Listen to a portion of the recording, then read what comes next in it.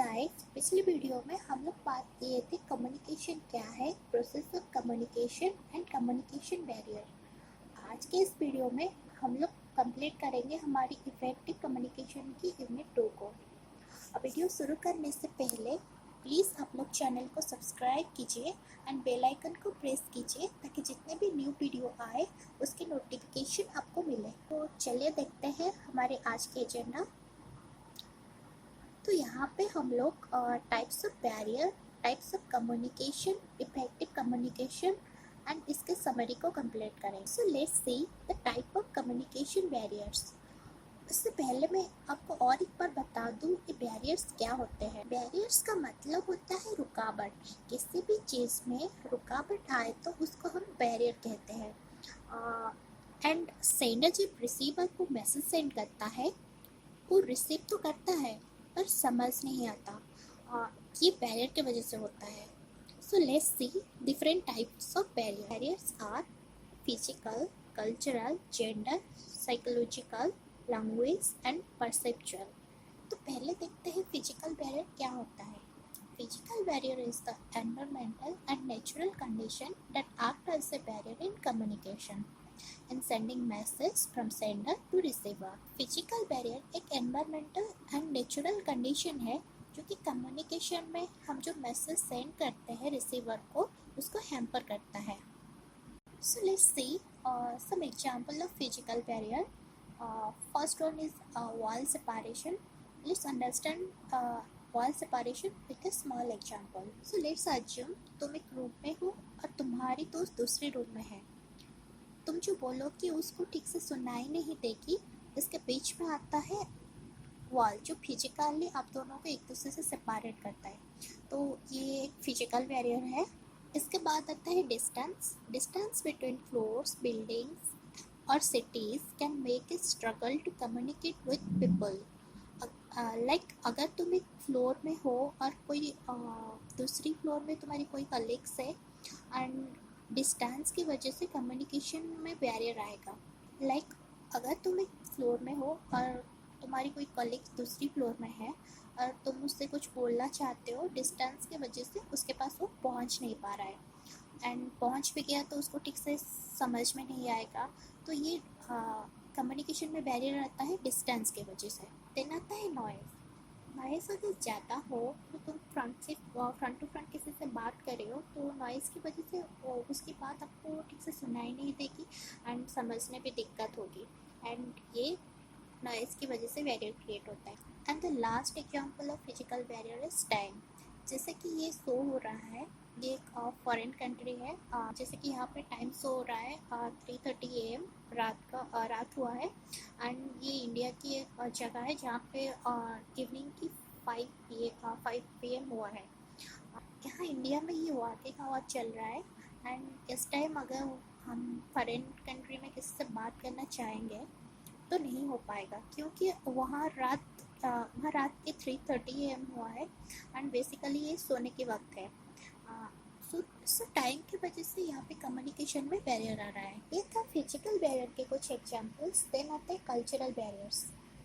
Cultural barriers when we interacting with people from other countries has its own barrier like greeting. जब हम किसी से great करते हैं अक्रॉस द वर्ल्ड, यहाँ पे हम सबकी ग्रेट करने की तरीका अलग अलग है तो इसीलिए कल्चरल बैरियर क्रिएट होता है। Let's see with example. हम इंडियंस होते हैं, हम इंडियंस हाथ जोड़ के ग्रेट करते हैं एंड जापानीज़ जो होते हैं वो थोड़ा झुक के ग्रेट करते हैं एंड वेस्ट में लोग एक दूसरे से हाथ मिला के ग्रेट करते हैं। तो इसे ग्रेट करने के अलग अलग तरीके से बैरियर क्रिएट होता है। देन आता है स्टेरियोटाइप है। इसमें लोग क्या करते हैं ना, लोगों को उनके nationality, age, religion and appearance से परखते हैं, जबकि ऐसा नहीं होता एंड ये इफेक्टिव कम्युनिकेशन में मेजर डिफिकल्टी पैदा करता है। And here we see humans have a tendency to categorise people based on their race, nationality, age and religion. This is a major hindrance to effective communication. Then आता है behaviour. The way we conduct ourselves might not be acceptable in other cultures and may offend the people around us. For example, touching, getting into personal space, eye contacts, etc. जिससे हम खुद को represent करते हैं, मिलते हैं, बात करते हैं, ये दूसरों की कल्चर में कहीं कहीं पे एक्सेप्ट नहीं होता एंड ये लोगों को अफेंड भी फील करवा सकता है। हम किसी को टच करके बात करते हैं तो किसी किसी को पसंद नहीं आता एंड ये सबके ऊपर तुम ट्राई नहीं कर सकते। और हाँ, तो क्लोज फ्रेंड में ये कर सकते हो जिससे ज़्यादा मिले हो। एंड अगर आप किसी को घूर रहे हो तो हाँ, ऐसे थोड़े देख लिया तो चलेगा। अगर ज़्यादा टाइम उसको घूरते रहोगे तो उसको अच्छा फील नहीं होगा एंड वो उसका कुछ अलग मतलब निकालेगा एंड इस टाइप का बिहेवियर कम्युनिकेशन में बैरियर क्रिएट करता है। देन आता है gestures. Our bodily actions, especially our hand movements, can be misinterpreted and become a barrier to communication. किसी से हम बात कर रहे होंगे तो तभी हाथ हिलाएंगे या तो इधर उधर देखेंगे तो कम्युनिकेशन में बैरियर क्रिएट हो सकता है। क्योंकि वो फ्रंट वाला सोचेगा कि आप शायद इंटरेस्टेड नहीं हो। इस तरह से ये कम्युनिकेशन में बैरियर क्रिएट करता है। ये था कल्चरल बैरियर एंड यहाँ पे ख़त्म होता है कल्चरल बैरियर। देन आता है gender barrier. Gender barriers. Gender barriers in communication occurs as men and women have different style of communication. Men and women interact the same topic in two different ways, and women tend to more emotional than men. Studies say that women are empathetic and enjoy face-to-face communication. Men are more direct in their communication. This difference in style of communication create barriers. ये जो दोनों में difference है बात करने की, communication करने के स्टाइल में, ये जेंडर बैरियर क्रिएट करता है।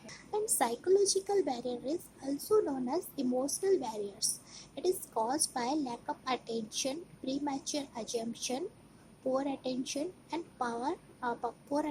power and anxiety. Examples of psychological barriers are retentional capability, inactiveness, status, closed mind, source of communication, emotional, attitude and opinion. So retention process में ना कभी कभी कुछ important डाटा हम लॉस कर देते हैं एंड हम किसी को कुछ बताना चाहते हैं तो हम भूल जाते हैं, तो इसके लिए कम्युनिकेशन में बैरियर क्रिएट होता है। देन इनएक्टिवनेस, नाम से ही पता चल रहा है अगर आपको कोई कुछ बोल रहा है और आप एक्टिवली उसको नहीं सुने तो बाद में वो आपको याद नहीं रहेगी, तो ये कम्युनिकेशन में बैरियर क्रिएट करता है। जैसे कि एक साइकोलॉजिकल स्टेट है इनएक्टिवनेस, सो ये साइकोलॉजिकल बैरियर क्रिएट करेगा। फिर आता है स्टेटस। स्टेटस होता है हमारा position, designation and social values. तो एक एग्जाम्पल से समझते हैं इसको। अगर तुम एक जूनियर एम्प्लॉय हो और तुम्हारे सुपर सीनियर से बात करना चाहते हो तो पहले तुम सोचोगे कैसे करो बात, इतने बड़े पोजीशन में है, ये सब क्रिएट करता है बैरियर। कोई भी सेलिब्रिटी हो या पॉलिटिशियन को ही देख लो, नॉर्मल लोग उनसे बात करने से पहले सोचते हैं एंड ये एक साइकोलॉजिकल स्टेट है कि हाँ, इस स्टेटस को लेके होता है एंड ये बैरियर क्रिएट करता है। एंड इस स्टेटस की वजह से ये कम्युनिकेशन में बैरियर क्रिएट करता है। सोर्स ऑफ कम्युनिकेशन है radio, podcast, television programmes, film, speeches. ये सब सेंडर्स है और हम रिसीवर है।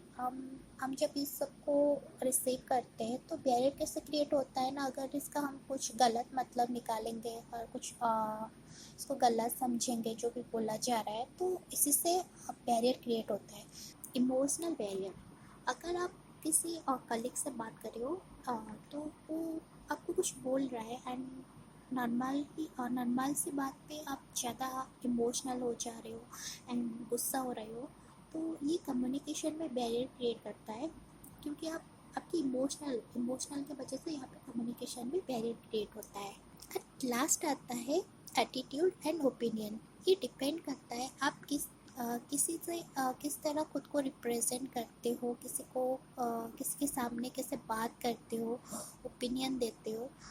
अगर आप अच्छे से नहीं करोगे तो आपकी एक बैड इम्प्रेशन क्रिएट होगा एंड लोग आपको आपसे बात करना पसंद नहीं करेंगे एंड ये एटीट्यूड एंड ओपिनियन के वजह से बैरियर क्रिएट होगा एंड अगर आपकी एटीट्यूड एंड ओपिनियन देने की तरीका सही नहीं होगा तो लोग उसको कुछ गलत समझेंगे एंड ये कम्युनिकेशन में बैरियर क्रिएट करेगा। लैंग्वेज बैरियर, जब हमें कोई कुछ बोलता है और हमें उसकी लैंग्वेज समझ नहीं आता तब लैंग्वेज बैरियर क्रिएट होता है। ये डिपेंड करता है 3 चीज़ों पे, semantic, jargon and accent. Semantic barrier create होता है misunderstanding of meaning of words symbols. जब हम किसी की बोले हुए वर्ड की मीनिंग यूज़ किए हुए सिंबल समझ नहीं आते तब क्रिएट होता है सिमेंटिक बैरियर। फिर आता है जार्गन। जार्गन होता है तो vocabs we use to a particular trade profession like technical terms, medical terms and ये सब टेक्निकल मेडिकल टर्म्स जब हमको समझ नहीं आता तब बैरियर क्रिएट होता है। एसेंट की वजह से लैंग्वेज बैरियर क्रिएट होता है। Accent is the particular way of pronouncing words. ये डिफरेंट होता है country wise, area wise and social class wise. हमें सारी कंट्री एंड एरिया की लैंग्वेज नहीं पता होता एंड वो जो वर्ड को प्रोनाउंस करते हैं उनका तरीका अलग होता है एंड हम उसी वर्ड को कुछ और प्रोनाउंस करते हैं एंड ये कंट्री वाइज सबका प्रोनाउंसिएशन अलग होता है एंड इसी से क्रिएट होता है barrier. Here some example.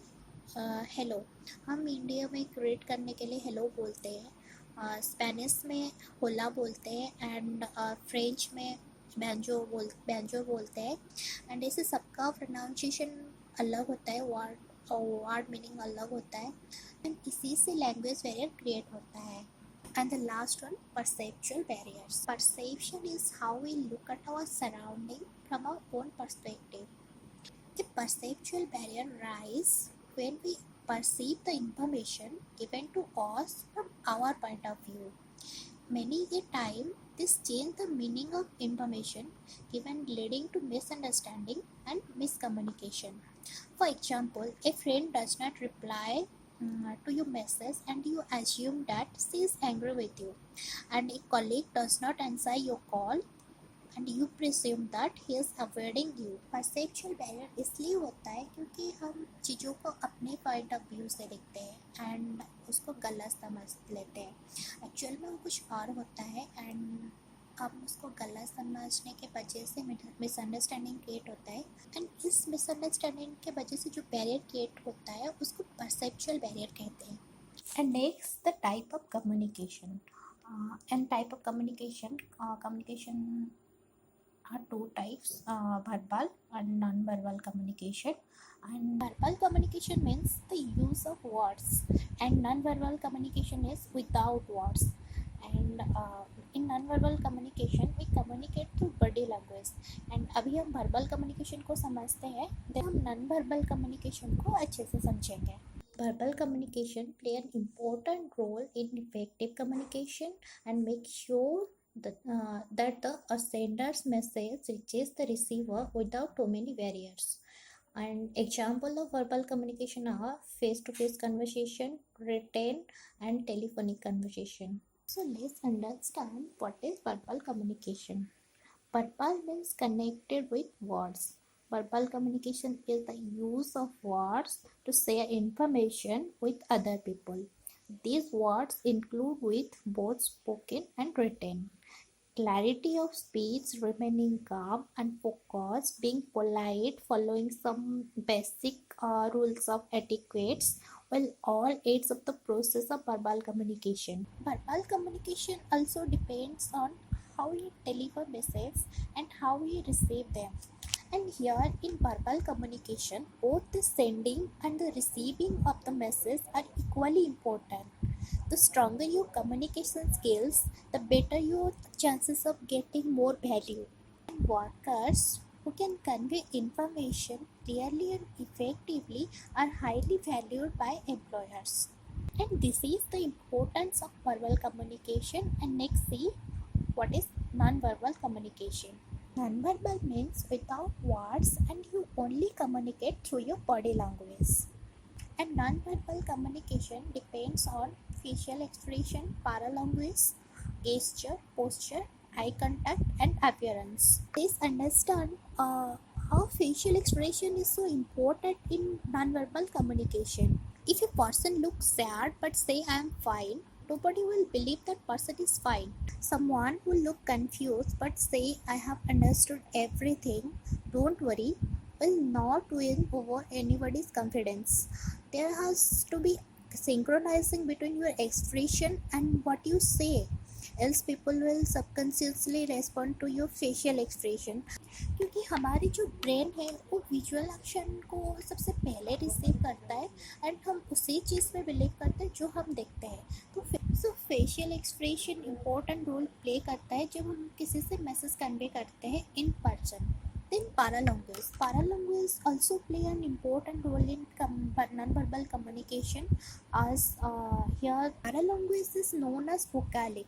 Vocalic means our voice, the way we talk. Paralanguage include the tone of your voice, the clarity of your voice, and this मतलब a particular speed of your voice and in a proper volume. ये पूरा मिलके complete करते हैं paralanguage को. And then gestures. Gestures are the physical actions which communicate with the onlooker. Gestures are made by moving the body part of your body, arms and hands. Something as simple as putting your hand on your hair during a discussion is a sign of boredom. इससे पता चलता है कि आप bore हो रहे हो. And a common gesture like a shrug of your shoulders shows that I don't know. And ये हम unconsciously करते हैं. And other common gesture are hello and goodbye. They are usually done consciously. And next आते हैं posture. Posture is how you sit or stand. Based on your posture, a person looking at you can determine how you feel. Posture से कैसे determine करते हैं तो चलो देखते हैं. यहाँ पे सेकेंड वन सही पोस्चर है ऐसे एंड इसको ओपन बॉडी लैंग्वेज पोस्चर कहते हैं. और इससे पता चलता है कि आप बात करने के लिए इंटरेस्टेड हो एंड ये सही पोस्चर है. And next I contact. Please understand why eye contact is important in effective communication.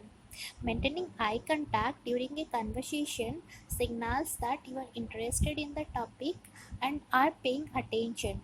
Eye contact makes you look attentive, interested, and credible. Eye contact is very effective mode on non-verbal communication. And when we use effectively, eye contact can get the message across without using words. So eye contact is so important in non-verbal communication. Here effective communication means when we communicate both verbally and non-verbally perfect with the synchronization of both, then it's called effective communication. And we will see next. And the last one in non-verbal communication is appearance. Your clothes define your personality. They also sends across a message about the person's economy and social status. Dressing demonstrates a person's values, cultural inclination, level of confidence, nationality, and mood. And now, effective communication. Effective communication rise when verbal and non-verbal communication work together. For example, speaking with the right choice of words, tone, volume will have the required effect. Addressing a small group of people with a smile and making eye contact will hold their attention. Being well dressed along with a open body language help in sales pitch. Self pitch का मतलब यहाँ पे आप कुछ बेचना चाहते हो तो उसका सही तरीका. In effective communication, let's say what should we do or what should we avoid. Firstly, what should we do? Maintain eye contact, dress for the occasion, speak with clarity and right tone of voice, correct posture, positive facial expression, positive gestures. And what should we avoid?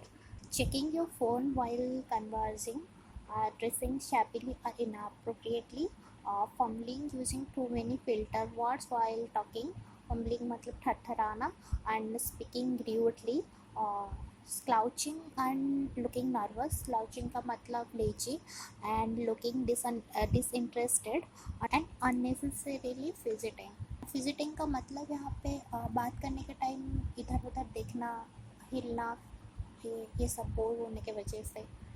And in last summary, in this module, we have learned communication is an act of sending and receiving information. Communication can be classified as verbal and non-verbal. Non-verbal communication involves eye contact, paralanguage, facial expression, gestures, postures, and appearance. And verbal communication include face-to-face, written, and telephonic communication. Effective communication happens when there is harmony between verbal and non-verbal communication. इसके साथ यहाँ पे ख़त्म होता है हमारे lesson 1 effective communication, and इसके बाद हम लेसन 2 में देखेंगे प्रेजेंटेशन कैसे बनाते हैं एंड डिलीवर करने के तरीके। आज के लिए इतना ही गाइस, मिलते हैं अगले वीडियो में।